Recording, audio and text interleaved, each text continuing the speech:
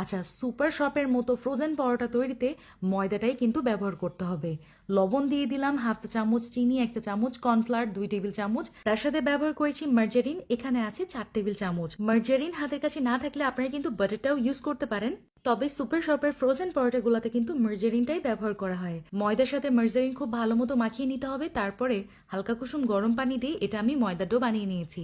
এখন আমি আমার মন মতো লেচি করে নিব, মানে আপনারা কত বড় পরোটা খেতে চান সেই অনুযায়ী এই লেচিগুলো কাট করে নিতে হবে। এখন হাতের সাহায্যে আমি ময়দার লেচি একটু বড় করে নিয়েছি, আর অন্য একটা পাত্রে একটা করে লেচি রাখবো, তার উপরে হচ্ছে দিয়ে দিব এই যে কুকিং অয়েল। আর এই প্রসেসটা আমি বারবার রিপিট করতে থাকবো। এভাবে কাভার করে আমি ময়দার ডো রেস্টে রেখে দিব 30 মিনিট। 30 মিনিট পর আমার ময়দার ডো কিন্তু খুব সুন্দর করে সেট হয়ে গেছে, তারপরে বেশ খানিকটা অয়েল অ্যাবজর্ভ করে নিয়েছে। এই পর্যায়ে একটা বড় সারফেসের মধ্যে আমি ময়দার ডো নিয়ে হাতের সাহায্যে এভাবে স্প্রেড করে দিব। খুবই সহজে এই কাজটা করে ফেলা যায়, আর একটু হাত দিয়ে এভাবে করলেই দেখতে পারবেন ময়দার ডো আপনা আপনিই বড় হয়ে যাচ্ছে। কোনো কষ্ট নাই, কোনো বেলাবেলির ঝামেলা নাই, কিচ্ছু না।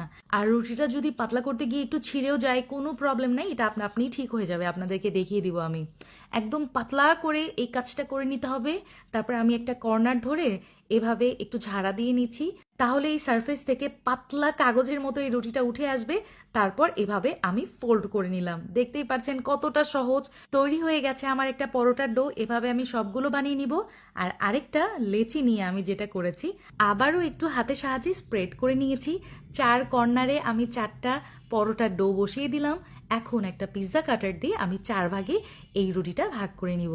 তো এই পর্যন্ত ক্লিয়ার আই থিঙ্ক আপনাদের কাছে। এখন আপনাদের একটু মনোযোগ আকর্ষণ করছি।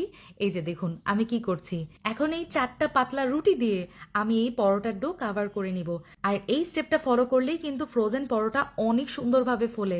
আপনারা দেখেছেন নিশ্চয়ই সুপার শপ থেকে যে ফ্রোজেন পরোটাটা কিনে নিয়ে আসেন, সেগুলো ভাজার সময় কত সুন্দর করে ফুলে যায়। এটাই সেই সিক্রেট স্টেপ যেটা কিনা আমি আমার ভিউয়ার্সের সাথে আজকে শেয়ার করে দিলাম।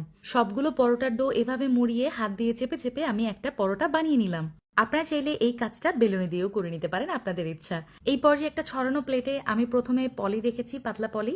তার উপরে এই যে আমার হাতে বানানো পরোটা দিয়ে দিলাম। আবারও একটা পলি রেখে হাতে বানানো পরোটা দিয়ে দিলাম। এভাবে মানে আমি লেয়ারিং করতে থাকবো।